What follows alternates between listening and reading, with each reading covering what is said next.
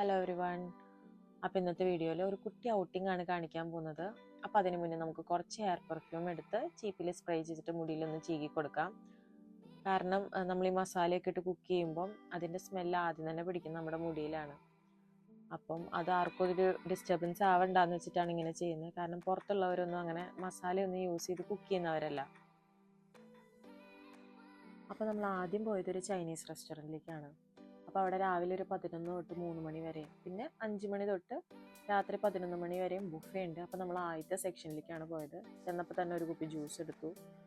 പിന്നെ പ്ലേറ്റ് നിറച്ച് ഓരോരോ ഐറ്റംസ് എടുത്തിടാൻ തുടങ്ങി. ഇവർക്ക് കുറേ ചിക്കൻ്റെ വെറൈറ്റീസ് ഉണ്ട്, അതുപോലെ തന്നെ ബീഫും പോർക്കും ഫിഷും, അങ്ങനെ കുറേ ഫുഡ് ഐറ്റംസ് ഉണ്ട്. ഞാൻ കൂടുതലും കോൺസെൻട്രേറ്റ് ചെയ്തത് ചിക്കൻ്റെ സെക്ഷനിലും ഫിഷിൻ്റെ സെക്ഷനിലും ആയിരുന്നു. ചിക്കൻ്റെയും ഫിഷിൻ്റെയും എല്ലാ വെറൈറ്റീസും ഞാൻ എൻ്റെ പ്ലേറ്റിൽ നിറച്ചു.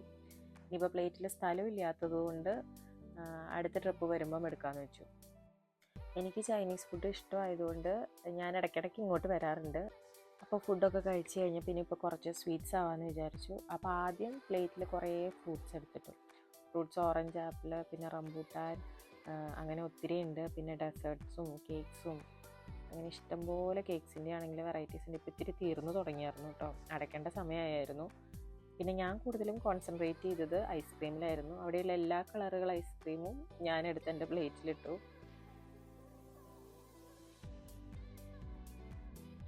ഇത്രയും ഐറ്റംസ് ഇങ്ങനെ ടേബിളിൽ ഒരുമിച്ചിരിക്കുന്ന കാണുമ്പോൾ ഭയങ്കര ഒരു സന്തോഷം. പിന്നെ വീഡിയോയ്ക്ക് ഒത്തിരി നേരം പോസ് ചെയ്തിരിക്കാൻ തീരെ ക്ഷമയില്ലാത്തതുകൊണ്ട് ഞാൻ പതുക്കെ കഴിച്ചു തുടങ്ങി. വയറൊക്കെ നിറഞ്ഞു കഴിഞ്ഞപ്പോൾ ഇനിയിപ്പോൾ വീട്ടിൽ പോയിട്ട് 1 മണിക്കൂർ കിടന്ന് ഉറങ്ങിയാലോ എന്ന് വിചാരിച്ചു. പക്ഷെ ഒരാഴ്ചത്തെ ഡ്യൂട്ടി കഴിഞ്ഞ് കിട്ടുന്ന അവധിയാണല്ലോ എന്ന് ആലോചിച്ചു വീട്ടിൽ പോവാതെ അടുത്തുള്ളൊരു മല കയറാൻ പോയി. ഈ മലയുടെ പേരാണ് സോളാർബർഗ്. ഇതാണ് കേട്ടോ മുകളിൽ നിന്നുള്ള വ്യൂ. നല്ലൊരു കാമായിട്ടുള്ളൊരു ഫീലാണ്. പിന്നെ അവിടെ കുറച്ച് നേരം സ്പെൻഡ് ചെയ്തു.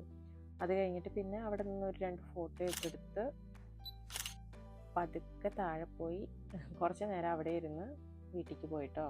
ഇതായിരുന്നു ഇന്നത്തെ എൻ്റെ ഒരു കുട്ടി ഔട്ടിങ്.